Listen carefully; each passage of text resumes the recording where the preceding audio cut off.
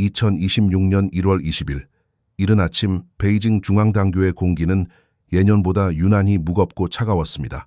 매년 초 개최되는 성부급 주요 지도 간부 연찬반은 중국 정계의 거물들이 한자리에 모여 국가의 향방을 결정하는 가장 권위 있는 무대입니다. 이 자리는 곧 시진핑 국가주석의 권위가 어디까지 미치고 있는지를 보여주는 척도이기도 합니다. 하지만 시진핑 주석이 연단에 올라 네 번째 전체회의 정신과 개혁의 의지를 역설하는 그 결정적인 순간에 전 세계의 시선은 엉뚱한 곳을 향하고 있었습니다. 바로 군부의 실세이자 중앙군사위원회 제1부주석인 장유샤의 빈 의자였습니다. 국가 통치 체제의 핵심인 군부를 대표하는 인물이 이런 중대한 행사의 모습을 드러내지 않았다는 사실은 그 자체로 거대한 정치적 폭풍을 예고하는 것이었습니다. 시진핑 주석이 연설하는 동안 행사장 내부에는 말로 다 할 수 없는 긴장감이 흘렀고 이 소식은 곧장 전 세계로 퍼져나가며 수많은 의문을 낳았습니다. 단순한 건강상의 이유일까요? 아니면 우리가 상상하는 것보다 훨씬 더 심각한 권력의 균열이 발생한 것일까요? 소문은 꼬리에 꼬리를 물고 이어졌습니다. 장유샤와 그의 아들이 연행되었다는 소식부터 군 내부의 비밀스러운 움직임까지 베이징의 하늘 아래에는 이미 보이지 않는 칼날이 번뜩이고 있었습니다. 하지만 오늘 우리가 살펴볼 이야기는 여기서 끝이 아닙니다. 장유샤의 실종과 묘하게 시기가 겹친 중국 핵공업그룹 전 총경리 구준의 낙마 사건, 그리고 국가통계국이 발표한 충격적인 인구 감소 데이터는 각각 독립된 사건이 아니라 하나의 정밀하게 설계된 권력 게임의 파편들입니다. 시진핑 주석의 좌우파를 쳐내려는 세력과 이를 방어하며 정적을 제거하려는 세력 사이의 치열한 암투가 이제는 공개적인 장소에서 데이터와 여론을 무기로 폭발하고 있습니다. 또한 대만에서 진행 중인 라이칭더 총통에 대한 탄핵 움직임이 왜 베이징 지도부의 간담을 서늘하게 만드는지도 우리는 주목해야 합니다. 지금부터 중남해의 붉은 담벼락 안에서 벌어지고 있는 잔혹한 권력의 결승전을 함께 들여다보겠습니다. 장유샤, 제1부주석의 행방이 묘연해진 바로 그 시각, 중난하이의 또 다른 권력기관인 중앙기율검사위원회는 조용하지만 매우 날카로운 칼날을 휘두르고 있었습니다.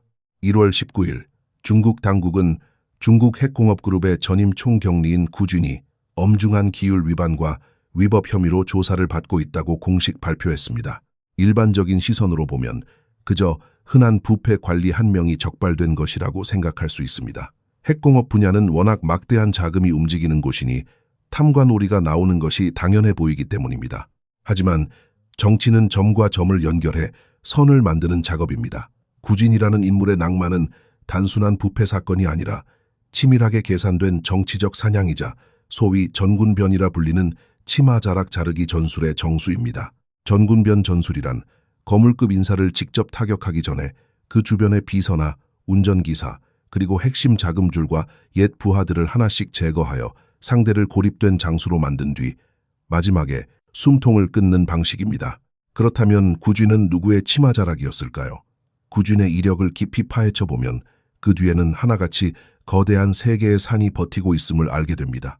첫 번째 산은 현재 시진핑의 최측근이자 대내 총관으로 불리는 정치국 상무위원 차이치입니다. 이들의 연결고리를 확인하기 위해 시간을 2004년으로 되돌려 보겠습니다. 당시 차이치는 저장성 타이저우시의 시위서기로 재임하고 있었습니다. 그 무렵 구준은 타이저우에 위치한 산먼 원자력 발전소의 준비처 부주임이자 총경리로 있었습니다. 중국에서 원자력 발전소 같은 수백억 위안 단위의 대형 프로젝트는 지방정부 수장의 절대적인 지지 없이는 결코 진행될 수 없습니다. 토지 수용부터 주민 이주, 그리고 기초시설 지원까지 모든 것이 시위서기의 결재를 거쳐야 하기 때문입니다. 구준은 당시 산먼 원전 건설 과정에서 170명이 넘는 미국과 일본 전문가들을 위한 수영장과 체육관이 갖춰진 고가의 외국인 마을을 조성하는 등 파격적인 행보를 보였습니다. 2005년 당시에 낙후된 지역 상황을 고려할 때 차이치의 전폭적인 지원과 특혜 없이는 불가능한 일이었습니다. 당시 구준의 파트너였던 타이저우시 경무위 주임 장루이미는 차이치의 핵심 측근이었습니다. 구준을 조사한다는 것은 결국 타이저우 시절의 장부를 다시 들춰보겠다는 의미이며 그 불꽃은 결국 차이치의 발등으로 옮겨 붙을 수밖에 없습니다. 두 번째 산은 정무 처리의 핵심인 딩쉐샹과 군부 실세인 포보화입니다. 이는 중국 정계의 고질적인 파벌 정치인 지연과 연결됩니다. 구진은 장쑤성 난통시 치둥 출신입니다. 흥미롭게도 시진핑의 비서실장 출신인 딩쉐샹 역시 난통 사람이며 최근 문제가 된 군사위원 워와의 고향 또한 난통입니다. 여기에 전직 고위관리의 비서였던 궈윈충까지 모두 난통 출신들입니다. 이른바 난통방이라 불리는 이 세력은 최근 줄줄이 숙청의 대상이 되고 있습니다. 구진에 대한 조사는 결국 딩쉐샹의 날개를 꺾고 난통 출신 인맥 지도를 지워버리려는 의도가 숨어 있습니다. 이는 단순한 우연이 아니라 누군가가 작정하고 특정 지역 기반의 파벌을 조준사격하고 있다는 증거입니다. 마지막 세 번째 사는 더욱 뿌리가 깊습니다. 바로 리펑 가문이 장악하고 있는 전력계통의 기득권 세력입니다. 구진은 중국 핵공업그룹으로 옮기기 전 국가핵전기술공사의 총경리를 역임했습니다. 당시 그의 직속 상관이자 이사장은 리펑의 딸인 리샤오린의 대리인으로 잘 알려진 왕빙화였습니다. 구진은 그 자리에서 수년간 리펑 가문의 전력산업 이권과 얽히고 설킨 관계를 맺어왔습니다. 따라서 구진을 체포한 칼날은 차이치의 정치적 고향과 딩쉐샹의 지연 네트워크 그리고 태자당의 핵심 자금줄인 전력 가문을 동시에 겨냥하고 있는 셈입니다. 이것이야말로 중난하이 내부에서 벌어지는 진정한 육탄전입니다. 여기서 우리는 한 가지 의문을 가져야 합니다. 인구 데이터를 조작하여 시진핑에게 망신을 준 것이 반대파의 소행이라면 구진을 체포하여 시진핑의 측근들을 압박하는 칼날은 누가 휘두르고 있는 것일까요? 만약 시진핑이 직접 지시한 것이라면 이는 자신의 개들인 차이치와 딩쉐샹이 너무 커지는 것을 경계하거나 말을 듣지 않을 때 휘두르는 길들이기 용채찍일 것입니다. 반대로 반대파 세력이 뒤에서 조종한 것이라면 이는 시진핑의 좌우파를 잘라내어 그를 상무위원회 안에서 고립된 외톨이로 만들려는 고도의 전략입니다. 어떤 경우이든 한 가지 사실은 명확합니다. 중난하이 내부의 권력 분쇄기는 이미 최대 출력으로 가동되기 시작했으며 그 안에서 피와 살이 튀는 잔혹한 게임이 종착역을 향해 달려가고 있다는 점입니다. 겉으로는 평온해 보이는 베이징의 관료 시스템 아래에서 이토록 격렬한 암투가 벌어지고 있다는 사실은 현재 중국의 통치 구조가 얼마나 위태로운 지경에 이르렀는지를 여실히 보여줍니다. 장유샤의 실종이 베이징 정계의 윗부분에서 벌어지는 칼바람이라면 국가통계국이 발표한 인구 데이터는 체제의 밑바닥에서 터져나온 거대한 지진과 같습니다. 구진에 대한 조사가 발표된 바로 전날인 1월 19일 중국 당국은 2025년도 전체 인구 데이터를 세상에 공개했습니다. 그 숫자는 실로 경악스러웠습니다. 바로 792만 명이라는 숫자입니다. 단순히 정치적 입장을 떠나서 한 국가의 미래를 걱정하는 사람이라면 이 숫자를 듣는 순간 등 뒤로 서늘한 한기가 느껴질 수밖에 없을 것입니다. 792만 명이라는 숫자가 과연 무엇을 의미하는지 실감하기 위해 우리는 역사의 페이지를 잠시 뒤로 넘겨볼 필요가 있습니다. 중화민족에게 가장 고통스럽고 암울했던 시기로 기억되는 1930년대와 40년대, 즉 항일 전쟁 시기를 떠올려 보십시오. 당시 중국 전역은 일본군의 폭격과 전란으로 휩싸여 있었고 수천만 명의 동포가 집을 잃고 떠돌며 당장 내일의 생존조차 기약할 수 없던 시절이었습니다. 먹을 것이 없어 나무 껍질을 벗겨 먹던 그 처참한 전쟁통에서도 중국의 연간 출생아 수는 약 757만 명에서 800만 명 수준을 유지했습니다. 가장 치열했던 1939년에도 그랬고 다른 해에는 1000만 명에 육박하기도 했습니다. 나라가 망하기 직전의 절망적인 상황에서도 우리 선조들은 미래에 대한 가느다란 희망을 품고 끈질기게 생명을 이어왔던 것입니다. 그런데 오늘날의 중국은 어떻습니까? 도처에 마천루가 솟아있고 고속열차가 대륙을 가로지르며 세계 2위의 경제 대국이라 자부하는 평화로운 시대입니다. 정부가 산하 제한을 풀고 두 자녀와 세 자녀 정책을 장려하며 출산 보조금까지 뿌려대며 10년을 공들였음에도 불구하고 아이들의 울음소리는 항일전쟁 당시보다 더 줄어들었습니다. 인구학적으로 한 국가의 인구 규모가 유지되기 위한 합계 출산율은 2.1명입니다. 하지만 현재 중국의 수치는 1의 벽이 무너진 0.97에서 0.98 수준으로 떨어졌습니다. 이는 한국이나 싱가포르와 같은 국가들과 어깨를 나란히 하는 수준이지만 중국과 같은 거대 인구 국가에게는 인구 붕괴라는 재앙적인 신호탄입니다. 이러한 인구 절벽의 여파는 경제 데이터에서 즉각적으로 나타나고 있습니다. 인구 발표와 같은 날 공개된 작년 12월 중국 사회 소비품 소매 총액의 증가율은 0.9%에 그쳤습니다. 이는 최근 3년 이내 최저치입니다. 출생아 수 0.9와 소비 증가율 0.9라는 숫자가 묘하게 겹치는 것은 우연이 아닙니다. 아이는 경제의 강력한 엔진입니다. 아이가 태어나지 않으니 분유와 아동복 시장이 죽고 교육 서비스와 관련 산업이 도미노처럼 무너지고 있습니다. 소비의 주체인 젊은 층이 사라지면서 내수 시장은 활기를 잃고 경제의 모세혈관은 서서히 굳어가고 있습니다. 여기서 우리는 평범한 청년들의 목소리에 귀를 기울여야 합니다. 서울의 한 카페에서 만난 한국 청년 김민수 씨나 베이징의 골목에서 만난 박영미 씨가 느끼는 압박은 크게 다르지 않을 것입니다. 그들은 말합니다. 집값은 하늘 높은 줄 모르고 치솟고 안정적인 직장을 구하는 것은 하늘의 별 따기인데 어떻게 아이를 낳아 행복하게 키울 수 있겠느냐고 말입니다. 베이징 정부는 900억 위안을 투입해 육아 보조금을 주고 혼인 신고 절차를 간소화하는 등 안간 힘을 쓰고 있지만 젊은 세대에게 이는 언발의 오줌 누기일 뿐입니다. 인구 문제는 수십 년간 쌓여온 만성 질환이며 산하 제한이라는 정책적 오류가 낳은 독사과입니다. 이를 해결하려면 부동산 거품을 걷어내고 부의 분배를 근본적으로 개혁해야 하지만 기득권의 이권을 건드려야 하는 이 수술은 정권 자체를 위협할 수 있는 위험한 선택입니다. 결국 수술을 하지 않으면 서서히 죽어가고 수술을 하면 즉사할 수도 있는 외통수에 걸린 셈입니다.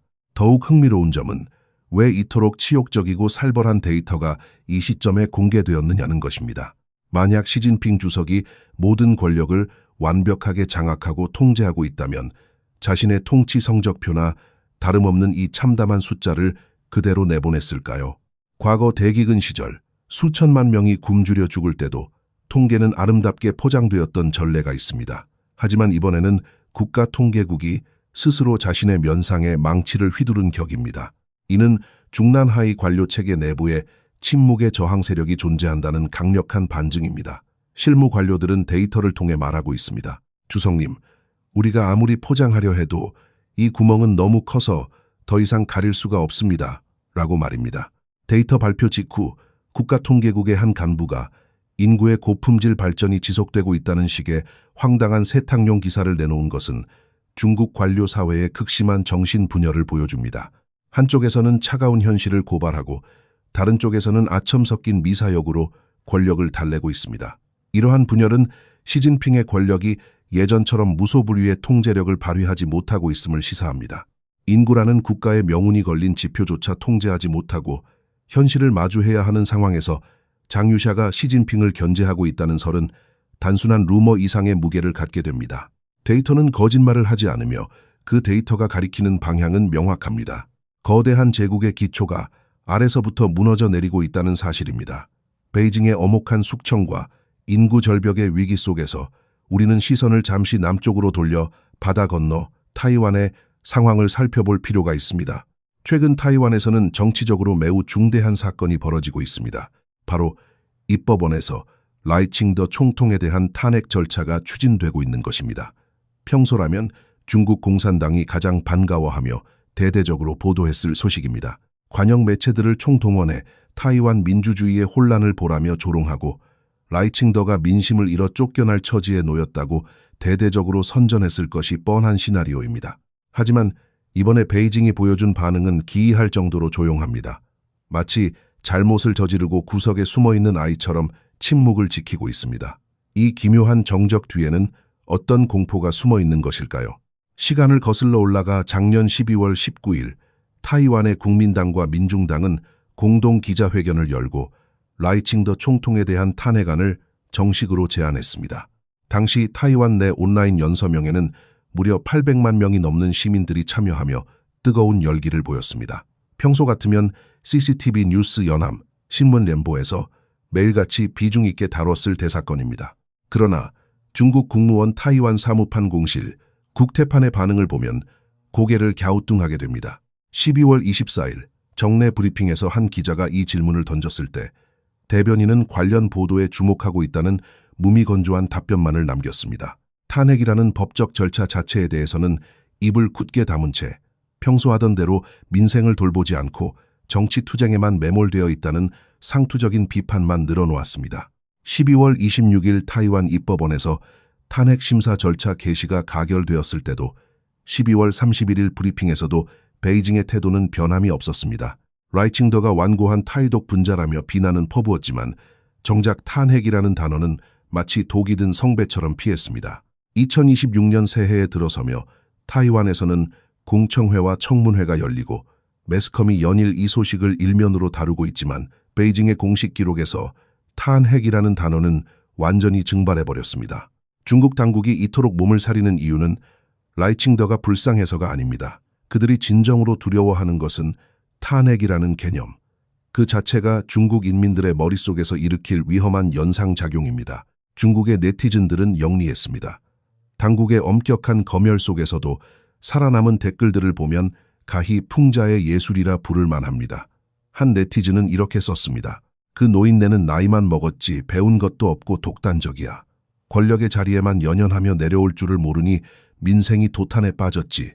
역사의 죄인으로 남을 거야. 또 다른 이는 능력도 없으면서 고집스럽게 독재를 일삼고 영무원이 내리라고 하는데도 종점까지 기차를 세우지 않네 라고 꼬집었습니다. 여러분, 이 비판들이 정말 취임한 지 2년도 채 안 된 라이칭더 총통을 향한 것일까요?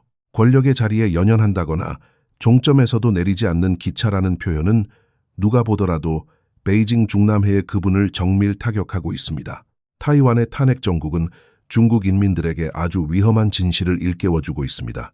아무리 권력이 막강하더라도 제대로 일을 하지 못하고 민의를 거스른다면 법적인 절차에 따라 당당하게 지도자를 끌어내릴 수 있다는 사실 말입니다. 종신 집권을 위해 헌법까지 개정하고 정유일존을 외치는 베이징 지도부에게 타이완의 민주적 절차는 원자폭탄보다 더 무서운 위협으로 다가온 것입니다. 그래서 그들은 라이칭더가 아무리 비난을 받아도 소리 높여 환호하지 못합니다. 라이칭더를 향해 던진 돌이 결국 부메랑이 되어 중남해의 유리창을 박살낼 것임을 너무나 잘 알기 때문입니다.